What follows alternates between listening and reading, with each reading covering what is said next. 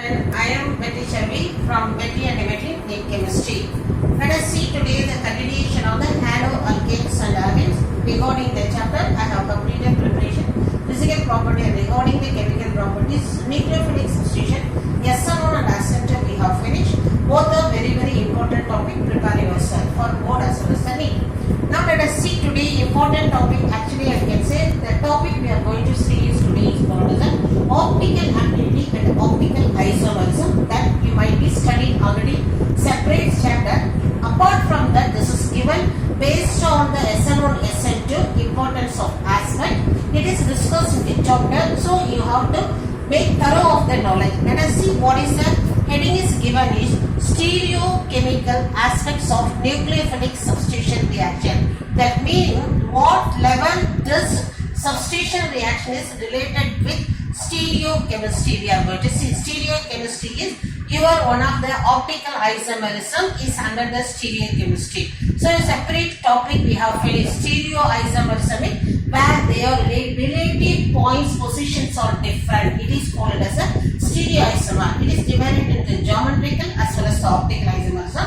In the optical isomerism we are going to discuss now. Point number 1. What are the important terminology you should know before you enter into the topic is first terminology is called as a plane polarized light related with the optical activity. You are going to see.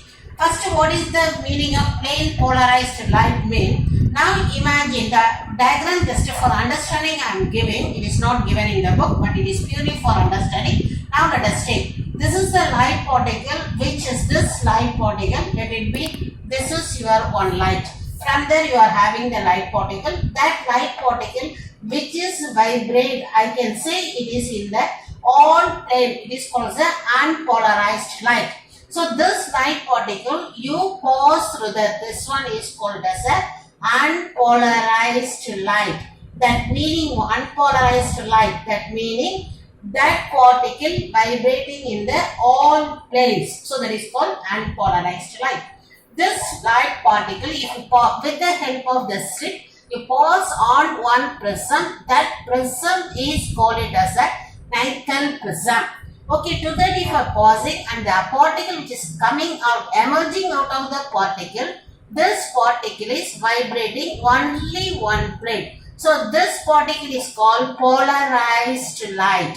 So the difference is now it is vibrating in many planes. It is vibrating in only one plane. So that light is called polarized light. Plane polarized light. Very specifically it is called plane polarized light. Now this plane polarized light you pass through the another prism which is the hollow prism, that is called on the prism there is one, what is it, cap will be there, remove it to fill the any organic substance. Here I can give the optical active compound, not all the optical all any organic compound. We have to fill with the optical active compound, fill it in the prism, then close it. Now the prism is packed with the optical active compound. Now this light you allowed to pass over through the prism. So now what is happening is here the light before what is it called entering the prism, the particle is vibrating in this plane. Once it is passed through, crossed through this prism, the light which is coming out of the prism is tilted either this direction clockwise or sometimes it may be tilted in the other direction. That is called, if it is tilted, it is called a plus clockwise, and this one is called as a dextrorotatory compound.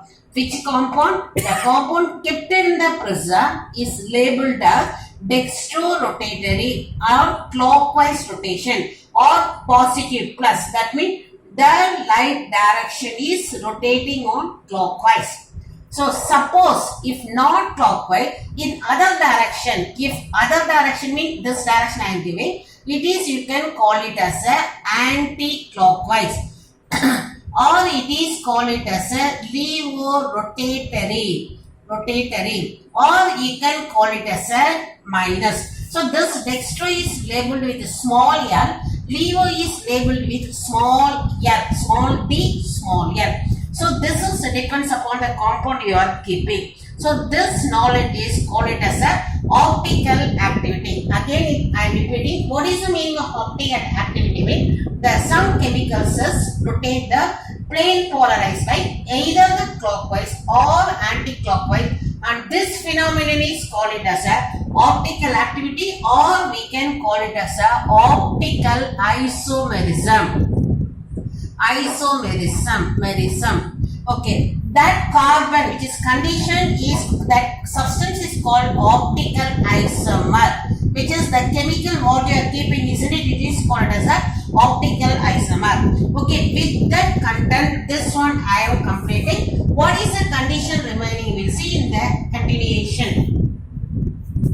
Yes, starting with the next part of the your optical activity. What is written is molecular asymmetry, chirality, and enantiomer. This is the condition. Now, what is the meaning of molecular asymmetry? Mean just to separate the word. Symmetry means all are same. Asymmetry means they are not same. What is it? Let us see the asymmetry with the one given beautiful example. The example is 2-butanol. 2-butanol. Butane is 4 carbon, 1, 2, 3, 4. On second carbon atom, you are writing the alcohol. So this is a 2-butanol. Here, what is the speciality of the 2-butanol is here just for our convenience I am putting the hydrogen. You can see this carbon which is attached with the 4 different groups. One side methyl group, another ethyl group, another OH, another hydrogen. So now this carbon is labeled as with the asterisk, is called it as a asymmetric carbon. What is the meaning of it? All the 4 are not same. 4 groups are not same is called it as a asymmetric carbon. Or other name for asymmetry is, other name you can call it as a chiral carbon. Okay, this is the condition for optical activity. This is the first point. Okay, now let us see the same 2-butanol is written here in such a manner to give the object and mirror. I want to explain what is the meaning of object and mirror image. For that one, we will see one example. Before going to the object mirror image, I am going to give one. This is your ordinary mirror. In front of the mirror, the letter, let me write the letter K for standing mean. Inside the mirror, you can see the K letter images like this. If the letter if are putting in front of the mirror O mean, thus inside the thing is this is these two different example. Now this one you can call it as a object mirror images are non-superimposable. This is called it as a non-super. This is called it as a non-superimposable. Non-superimposable object mirror images. What is it? You bring the K and keep it on this. What we can have it is, I put it in the just a dash line. You are having like this. That means what? The K is non-overlap with the next one. That means if you are having object and mirror image, it is labeled as non-superimposable mirror images. You are getting when the molecule is asymmetric. Suppose the molecule is not asymmetric, means your object mirror images like this. That is, you bring the O and put it on here. That is called, it is superimposable mirror image. This is called as a superimposable mirror image. So this is what simple explanation I am giving. Superimposable. So that means what, this is due to what is called symmetric carbon. We can call it as a, this is due to symmetry. So what we need is, we need this part only. So this is molecular asymmetry. You are getting of the chirality, non-superimposable mirror image. Okay, this is for your explanation, easy understanding. Now the same type we are keeping this molecule 2-butanol in front of that is called mirror. So now this is object and this is a mirror image. Okay, what is happening? Just you keep it, you take it and keep it on here. So what is happening here? OH is on H and this is. So they are forming there. They are forming the non-superimposable mirror images, and this one is called it as a what you are calling as a enantiomers, and this one is called it as a 2-butanol. That is called we can call it as a dextroisomer. This is called a dextroisomer, and this one is called it as a what is VO-isomer. So these are called as a enantiomers. With that, what are the things I am explaining? What is molecular asymptotic? This is condition for. What is this? Is the condition for optical activity. Okay, children, these are the important things: chirality and what are things called as a enantiomers. With that, we are stopping. One more thing is there related with the nucleophilic substitution. For that point only it is included. We will see in the next continuation.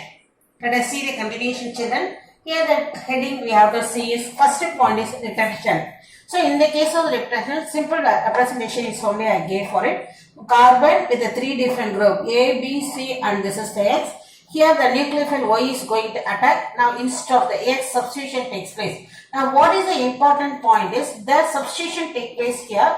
So the overall structure is maintaining as it is. That point is called retention. Next, following retention, we are having the another heading of inversion, retention, and decimation. Okay, after the retention point is over, then let us go to what is the meaning of inversion. For this one specific example I gave, of course. Now start with the middle one. Now middle one, carbon with the 4 different groups are there. Here it is C2H5, that is the ethyl group, methyl hydrogen here. Later follows the nucleophilic substitution in 2 types. The first one is, let us see the A1 here. So you are doing with the nucleophilic substitution. Now you can, this is hydrogen is far away from us and this is towards the observer, and these two are lying in the same plane. Now what is happening, instead of the X, Y is going to substitute and you are getting this product. And here the position is, everything is maintained. So this is I am calling as a retention with the labeling of A I gave. So what is happening is some molecules will follow the other direction. That is the instead of X, Y will be occupying. But what is happening is you can see the inversion. That means all molecule is upside down changing and the occupation of Y is takes place. Here it is inversion, it is called as a B. That means 100 molecules is having 50% retention and 50% is following the inversion. Now let us skip at the middle. I am having one more component. So the all together what is happening is A and B both are 50-50 and the whole product what you are getting is called as a racemization. So 50% of A with the 50% of B is called racemization, and this is special nature is it is optically inactive. So with that we are completing the speciality of the stereochemical aspects with the nucleophilic substitution reaction. Based on that, lot of the questions we are getting is. So this one is happening in the SN1 as well as the SN2 reactions. Remaining we will continue in the next video, children. Thank you.